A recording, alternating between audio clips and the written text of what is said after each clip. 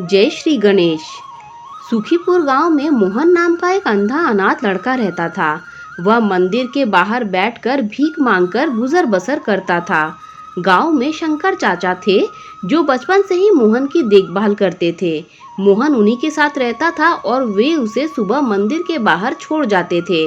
रात के समय उसे अपने घर ले जाते थे। इसी तरह समय बीत रहा था। एक दिन मोहन ने शंकर चाचा से कहा, चाचा आप मेरा बोझ कब तक उठाते रहेंगे? आप बचपन से ही मेरी देखभाल कर रहे हैं। मैं आप पर और बोझ नहीं डालना चाहता। आप मुझे मेरे हाल पर छोड़ दीजिए। शंकर चाचा ने कहा, मैं तुझे अपना बेटा मानता हूँ और तू मुझे छोड़कर जाने की बात कर रहा है। अगर तेरी जगह मेरा सगा बेटा होता तो क्या मुझे छोड़कर चला जाता? यह सुनकर मोहन रोने लगा और शंकर चाचा ने उसे समझाते हुए कहा, तू गणेश जी के मंदिर के बाहर बरसों से भीख मांग रहा है। समझ ले तू उनकी शरण में है। उनकी पूजा किया कर, वे तेरी रक्षा करेंगे। मोहन ने कहा, चाचा हम भिखारियों को मंदिर में जाने की इजाज़त नहीं है। मैं तो मन ही मन गणपति जी को याद कर लेता हूँ।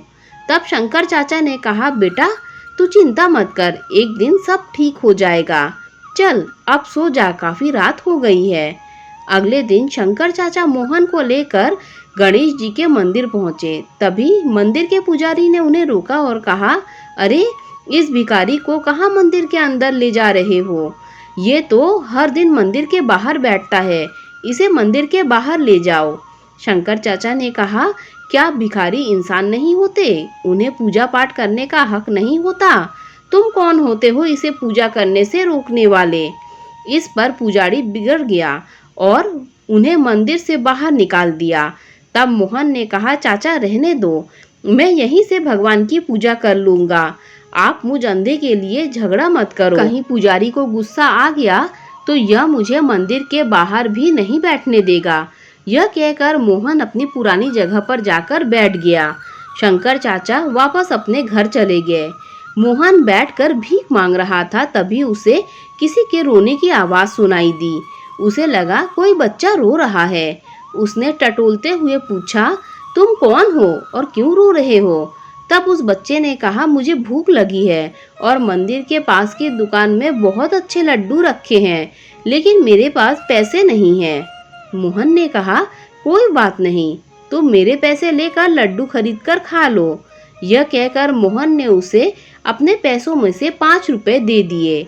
कुछ देर बाद वह लड़का मोहन के पास आया और बोला, मैं 2 लड्डू लाया हूँ, एक आप खा लो। मोहन ने कहा, नहीं तुम दोनों लड्डू खा लो। तुम्हारा क्या नाम है? उस बालक ने कहा, मेरा नाम गगन है, पास ही मेरा घर है। मेरे माता पिता सुबह काम पर चले जाते हैं, मैं मंदिर में खेलने आ जाता हूँ। यह कहकर वह बालक चला गया। अगले दिन से हर दिन वह बालक आता। मोहन उसे 5 रुपए देता और वह लड्डू खाकर चला जाता था। एक दिन वह बालक आया तो उसने मोहन से कहा, तुम रोज मुझे 5 रुपए देते हो, कभी मना नहीं करते। तब मोहन ने कहा, गगन मैं गणेश जी को लड्डू का भोग लगाना चाहता हूँ, लेकिन हम भिखारियों को मंदिर के अंदर जाने नहीं देते।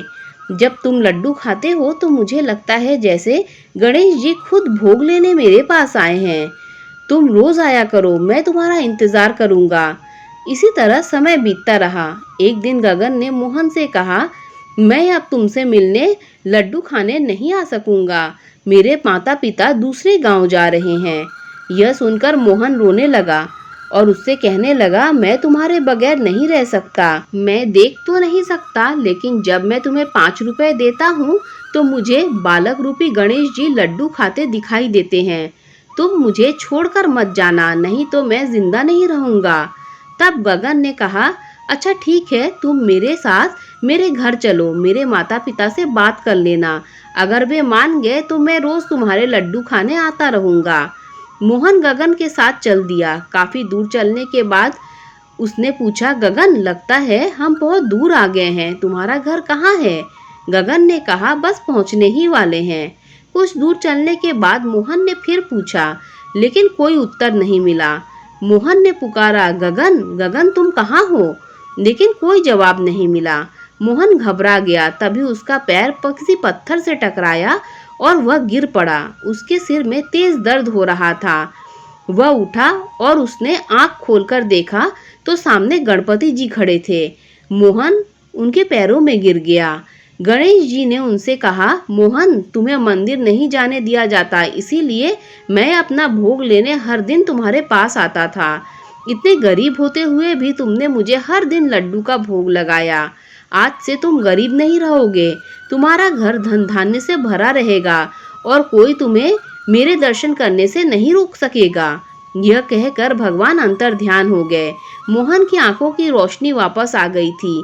वह अपने घर आ गया और उसने देखा एक कोने में सोने चांदी रुपए के ढेर लगे हैं।